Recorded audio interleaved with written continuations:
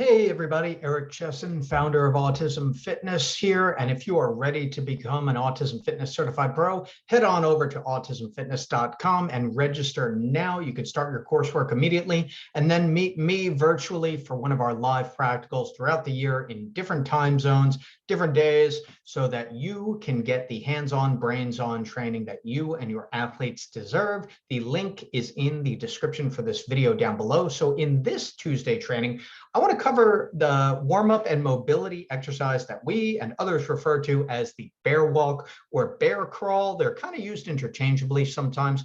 In autism fitness terminology or labeling, we refer to the bear walk when the quadruped movement is being performed with knees up off the ground, and the bear crawl when knees are down on the ground. Now, the bear walk is a great example of an exercise that has a multitude of benefits, both from a strength and stability standpoint and from a mobility standpoint as well. And this is one of the most nuanced exercises that you will ever program, that I will ever program for a lot of our athletes. And it also is a fantastic assessment tool as far as an exercise, because it allows us to see how an athlete stabilizes through the trunk, through the shoulders, how they mobilize their hips, their ground contact. Even when I say ground contact with both their feet and looking at the hands too, that can be a big deal for a lot of their athletes, is maintaining full ground contact with the palms,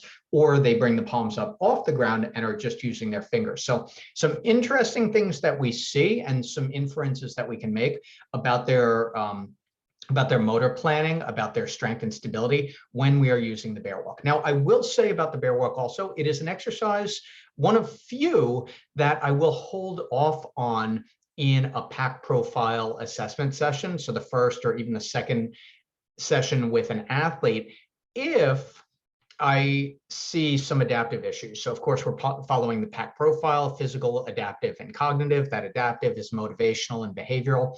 So if I'm seeing that an athlete is very off task, that they are averse to a lot of the exercises, I may not put them on the floor in that bear walk position during the first session, because I don't want it to be overwhelming for them. I don't want it to be extremely aversive, because for a lot of our athletes, for a lot of people in general, but a lot of our autism and neurodiverse athletes, you put them on the floor and number one, they become highly overwhelmed because it's anxiety provoking. Two, for the athletes who are definitely on more of the escape and avoidance side, they may not get up, or it may take, a while to get them to stand back up. So it's an exercise where it has enormous value when programmed correctly, and we'll get into that.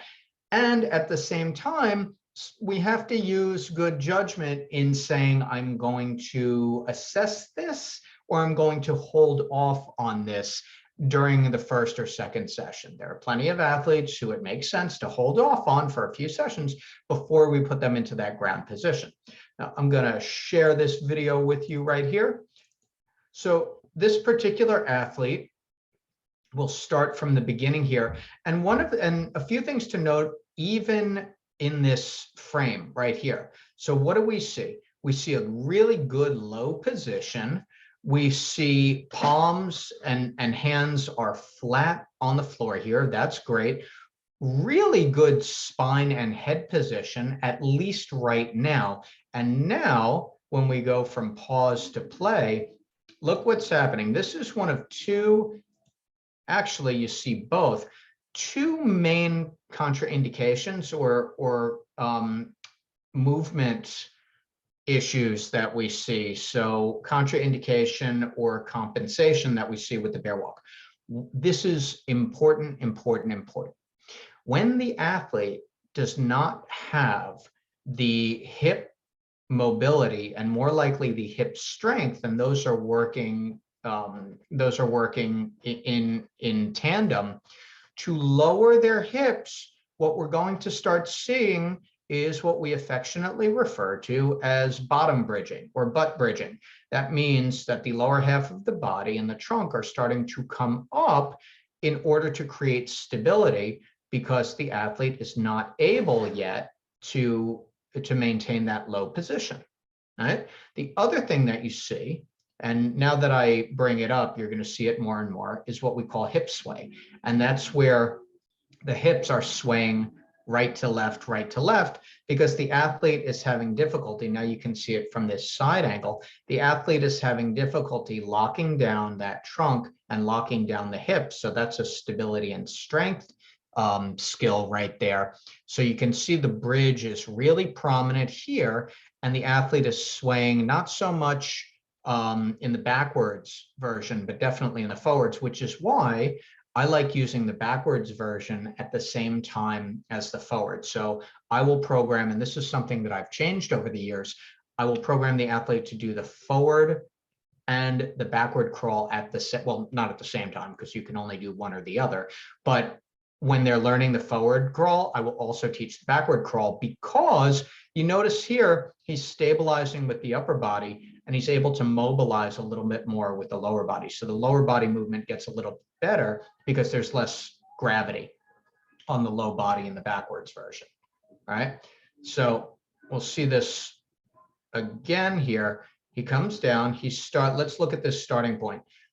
Now, starting point is not bad. However, he's a little bit high, and the goal, so if we're talking about where do we take this, the goal for here is to have him lock down or get into a greater degree of flexion these hips. And we can accomplish that a few different ways. These are all things that we go through in the Autism Fitness certification, where you learn how to modify this exercise, because as with any contraindicated movement, any compensation, we're not just going to leave it and let it go and hope that it gets better on its own, because it won't. We have to utilize our expertise as coaches and programmers to make sure that the athlete is getting the exercise that is progressed, or in this case, modified to meet their current abilities and skill set, right?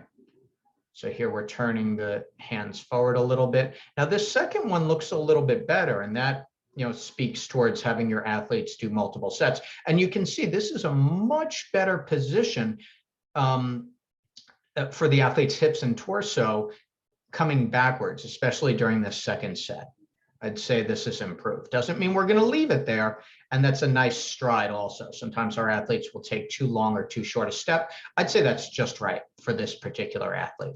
So the bear walk is extremely complex, highly valuable movement that we really need to take into account what the athlete is doing when they're performing this exercise, and what we need to implement when we see some type of compensatory movement pattern or compensation, because we want them to lock down the hips, have enough trunk stability that they can maintain that good spinal position.